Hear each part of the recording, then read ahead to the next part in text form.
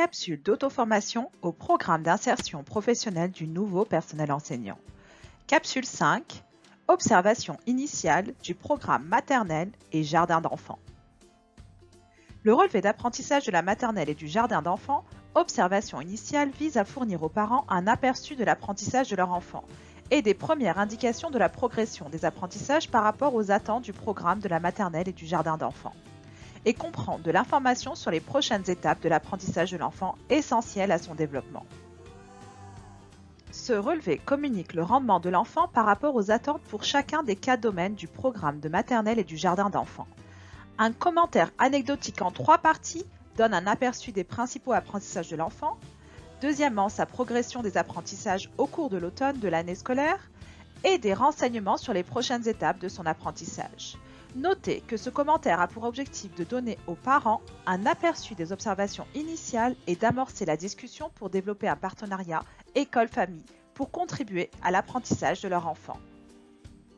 Tout au long de l'année, l'équipe pédagogique rassemble des preuves d'apprentissage par l'entremise d'observations, de conversations et de manifestations d'apprentissage. Documenter les preuves d'apprentissage est l'aspect le plus important de l'évaluation à la maternelle et au jardin d'enfants, et fait effectivement partie intégrante de toutes les approches d'évaluation.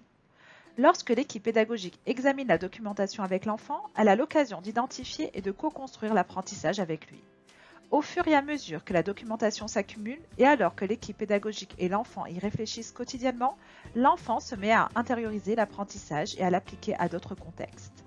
L'équipe pédagogique analyse la documentation afin d'établir la progression de l'enfant par rapport aux compétences et aux habiletés énoncées dans le programme de maternelle et du jardin. Cette année, pour les élèves suivant un enseignement à distance, le programme Via Virtuelle, l'équipe pédagogique va relever les observations faites lors des sessions synchrones, en grands groupes ou en petits groupes. Les élèves sont encouragés à présenter leurs réalisations faites en asynchrone lors des questionnements et observations en session en direct, afin de valider leur progression quant aux attentes du programme.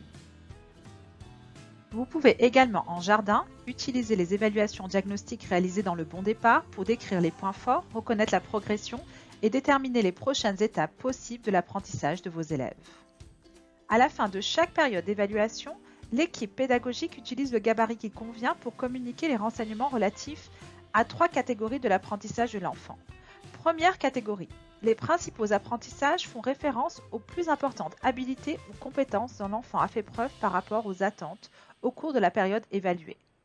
Il convient à l'équipe pédagogique d'inclure ces observations liées aux intérêts de l'enfant et à ses préférences d'apprentissage dans ses descriptions des principaux apprentissages. La progression des apprentissages fait référence au progrès que l'enfant a manifesté au cours de la période évaluée par rapport aux attentes. Le stade de développement, le parcours et tout autre processus individuel d'apprentissage devraient être considérés lors de l'évaluation et dans la description de la progression des apprentissages. Enfin, les prochaines étapes de l'apprentissage font référence à la façon dont l'enfant progresse dans l'acquisition de compétences et d'habilités par rapport aux attentes, tant à l'école qu'à la maison. Le stade de développement, le parcours et tout autre processus individuel d'apprentissage devraient être considérés pour déterminer les prochaines étapes de l'apprentissage. Par exemple, un enfant est intéressé par les voitures. Il nomme les différentes parties de ces dernières, puis réalise des suites non numériques avec ces voitures. Dans les prochaines étapes, l'enfant sera encouragé à écrire le son qu'il identifie au début des objets qui ont des roues. Notez bien, une information importante. Le relevé d'apprentissage aidera les parents à suivre la progression de leur enfant au cours de l'année scolaire. Ils font partie intégrante de la politique actualisée du gouvernement concernant l'évaluation et la communication du rendement des enfants de la maternelle et au jardin d'enfants. Le but de ces relevés est de favoriser l'apprentissage et le développement de l'enfant et de l'aider à devenir une apprenante ou un apprenant autonome. N'oubliez pas que les parents sont vos partenaires dans la progression de leur enfant. Plus vous communiquerez avec ces derniers, plus ils seront en mesure de vous appuyer dans la poursuite des apprentissages à la maison. Comment rédiger un commentaire efficace? Le commentaire du relevé est personnalisé, car il est destiné aux parents pour l'informer de ce que son enfant sait et peut faire et lui fournir une rétroaction claire, pertinente et précise. Il devra être écrit dans un langage usuel, en utilisant un vocabulaire compris par le parent plutôt que la terminologie commune du milieu scolaire. Un relevé d'apprentissage est un document constructif, donc rédigé sur un ton positif et non dénigrant. L'enseignante ou l'enseignant devra éviter de reprendre les énoncés et les attentes et les contenus d'apprentissage du programme, ainsi que trop s'étendre au risque de diluer le message essentiel. Pour les prochaines étapes, écrire ce que l'école peut faire pour aider et non ce que l'enfant devrait faire. Enfin, veuillez noter que le commentaire du relevé ne doit pas être une surprise pour le parent. Prenez l'habitude d'établir une communication continue avec les familles. Veuillez noter, dans le bulletin d'automne, il y aura un seul commentaire anecdotique en 3 parties. Lorsque l'apprentissage et la progression des apprentissages de l'enfant nécessitent un appui en français, l'équipe pédagogique de la maternelle et du jardin d'enfants doit cocher la case « Appui en français » sur le relevé. Si le PEI de l'enfant exige seulement des adaptations pour l'aider dans son apprentissage, l'équipe pédagogique de la maternelle et du jardin d'enfants ne doit pas cocher la case PEI. Par contre, si les attentes dans le PEI se fondent sur des attentes du programme sont différentes ou modifiées, cochez la case PEI et une phrase est à ajouter au début du commentaire anecdotique. Maintenant que nous avons vu les attentes et la structure du relevé d'apprentissage, nous allons voir des exemples de stratégies pour la rédaction des relevés d'apprentissage. Nous vous encourageons à réaliser un tableau en 3 parties pour indiquer les principaux apprentissages, la progression des apprentissages et les prochaines étapes. Il est important d'utiliser des exemples provenant de la documentation pédagogique du programme. Nous allons lire ensemble l'exemple de commentaire de Karim. En bleu, il est indiqué les principaux apprentissages. En vert, la progression des apprentissages et en rouge, les prochaines étapes de l'apprentissage. Ainsi, Karim est un enfant débrouillard qui trouve des solutions innovatrices pour relever des défis. Par exemple, il a corrigé son erreur d'inattention à une consigne en taillant des petits morceaux pour assembler un bricolage brisé. Aussi, il peut fabriquer des avions en papier sans avoir recours à un modèle. Bien qu'il s'exprime en français avec les adultes, toutefois, il choisit de parler en anglais avec ses pairs. Il démontre un intérêt envers de nouveaux apprentissages en participant à toutes les activités proposées.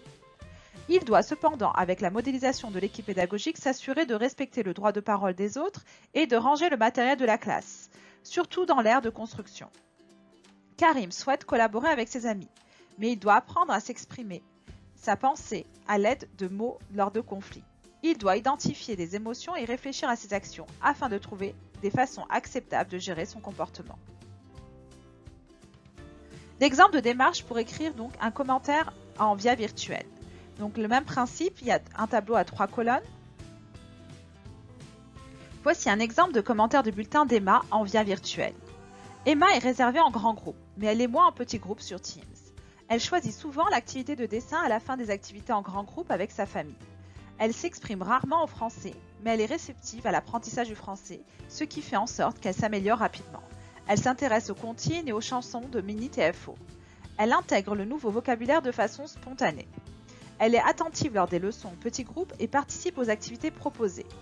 Emma suit les routines de la classe et les respecte. Elle arrive à l'heure, attend son tour de parole et répond aux consignes avec l'appui des référentiels visuels.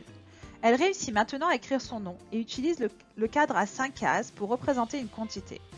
Toutefois, lorsqu'elle rencontre un défi ou ne comprend pas une consigne, elle devra demander de l'aide en posant des questions à ses pairs ou aux adultes. Une fois les commentaires rédigés avec votre éducatrice petite enfance, les commentaires sont à insérer dans le logiciel de rendement à l'élémentaire dans Trillium. Comme lorsque vous faites l'assiduité, allez sur Mes outils Viamonde, puis dans l'onglet Bulletin élémentaire. Votre nom d'utilisateur et mot de passe est identique à celui pour accéder à Assiduité Web Trillium. En cas de difficulté, contactez la secrétaire ou la direction. Les relevés d'apprentissage de la maternelle et du jardin d'enfants seront en PDF imprimable, générés automatiquement à travers ce logiciel. Une copie signée par vous et la direction sera à disposer dans le DSO de votre élève. Pour en connaître davantage sur le programme de Maternelle Jardin, visitez l'EAV et rejoignez les communautés Maternelle Jardin et Enseignement à l'extérieur. Vous trouverez des ressources préparées pour vous en lien avec le programme d'apprentissage de la maternelle et du jardin d'enfants, ainsi que des ressources. Dans la pastille Planification, vous trouverez des stratégies de planification de vos observations en lien avec les attentes du programme. Enfin, pour en connaître davantage et trouver des exemples de commentaires, allez visiter le guide d'appui à la préparation des bulletins scolaires sur le Teams PIPNPE SLT 2020-2021.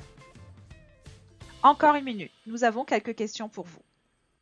C'est la fin de la capsule. Avez-vous des questions? Notez-les et indiquez-les sur le Teams PIPNPE SLT 2020-2021. N'oubliez pas que votre mentor peut vous appuyer dans la rédaction de vos relevés d'apprentissage. Prochaine capsule d'auto-formation sera sur l'évaluation et la triangulation. Continue à nous suivre sur les réseaux sociaux avec l'hashtag PIPNPE-CSV sur Twitter pour en connaître davantage sur le programme PIPNPE du Conseil scolaire Viamonde.